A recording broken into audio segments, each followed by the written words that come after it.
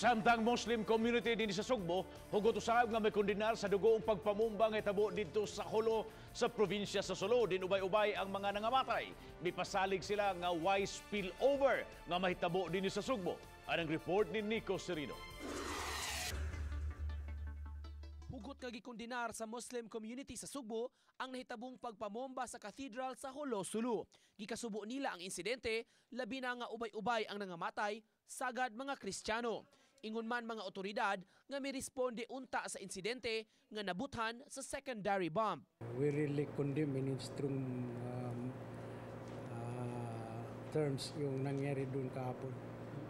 Dini sa Sugbo o Kabisayan, miawhag ang National Commission on Muslim Filipinos o NCMF padayon nga magmaigmat.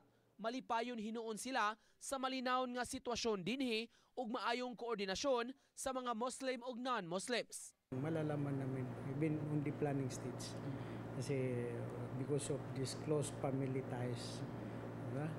So makakasa yung buong Visayas lalo dito sa Cebu. It will not spill over here. Sa bahin sa Cebu City Police Office, gipasabot ni Senior Superintendent Royina Garma, gikinahanglan gihapong alerto ang tanan. Mimando siya sa mga hepe sa police stations, i-monitor ang mga simbahan. Coordinate with sa mga churches natin para taging extra careful. Sino mo mag-isip na maglagay ka ng bomba sa simbahan, di ba? Bahay ng Diyos yun, di ba?